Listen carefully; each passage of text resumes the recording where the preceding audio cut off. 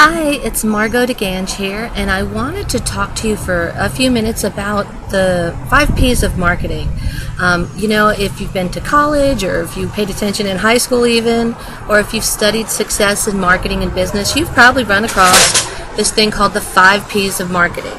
And by the way, I'm at the local Starbucks here, so excuse the noise in the background. But anyway, you've probably experienced the 5 P's of marketing. And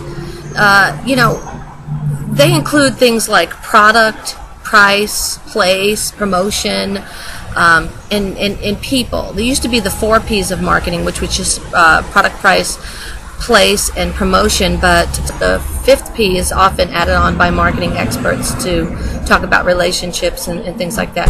But I have created a new look at marketing, which is still the 5 P's, but it has to do with some more esoteric values, and we're going to talk about that later. I'm going to actually do a blog series on it, and I'm going to have some experts share their input on my new 5 P's of marketing, and I'm going to talk a little bit about it too. But right now I want to talk to you about the old 5 P's of marketing, which are still in existence and still an important part of your marketing mix. Product is basically what you sell. How does it serve or fill a need? Can it be improved? Can it be simplified?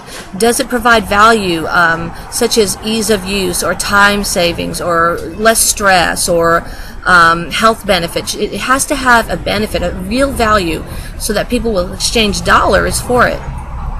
Does your product align with what your target client wants? How they want to feel around their peers and in their business? And is it lined up with who they are at their core? Those are important questions. And then price is another consideration. What is your price? Your price is going to set the tone of who is going to buy from you, the types of people that you're going to draw to you. Really, price is a big component of your marketing mix. It's part of your marketing.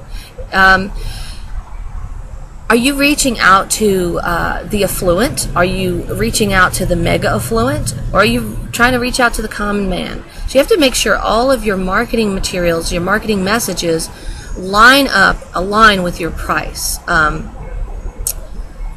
Have you considered whether or not the market you're going after is really going to support your price? That's a really important thing. And I've been to a few big seminars by big famous coaches that really discouraged me when I heard some of the things they were saying from the stage to audiences of 200, 300, 400 people. I heard statements like this from several big gurus, and it's very disturbing. And this was the statement I heard from one, and the other said something very similar. They came out, they looked at the audience after a break, never talked about anything about the audience's customers or target client or product or value, anything. They came out and said, raise your prices, raise your prices, and the audience got so excited and everybody clapped because everybody wants more money, But to me it was such an irresponsible statement, because I cannot tell you, it's presumptuous. I can't tell you to raise your prices or lower your prices or change your product. I can't tell you anything like that. I can't tell you to mess with any part of your marketing mix unless I have some data. I can't tell you to raise your prices if I don't know what the market will bear in your area, if I don't know what your client market will pay for such a service, if I don't know if your product or service has enough value for you to raise your prices. And maybe you shouldn't raise your prices even if it does have a lot of value. So price is something that you really have to understand. It's not just about price and what you ask for something. It's about value. It's about understanding how your client target thinks and who they are. Places where you're going to sell. Are you going to sell online? Are you going to sell offline? If you're selling offline, do you have a storefront? Do you take appointments? Do you sell by appointment only? Do you have a studio? The 4th P of the traditional marketing mix, the 5 P's, is promotion. And that's basically, how are you going to create awareness for your product?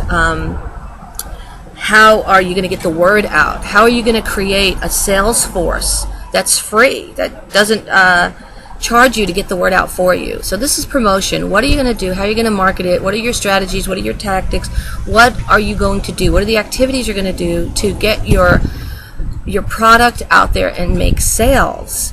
And then finally, the fifth P of marketing is one that a lot of people don't talk about. Some marketing experts talk about the 4 Ps, but the fifth P is people. And people has to do with the people you sell to, the tribe that you're communicating with and interacting with, and your prospects that you're trying to get to know, like, and trust you. It has to do with your sales teams. It also has to do with your people resources, like your sales reps and those who help you sell your product indirectly. And it's really important that with people resources, we really keep good communication, good connections, and good interaction at all times, that we never burn bridges. So anyway, these are the traditional 4 or 5 Ps of marketing, depending on who you're talking to. If you're talking to an expert that's an oldie but goodie, they might just go tell you about the 4 Ps, but the 5th P is people.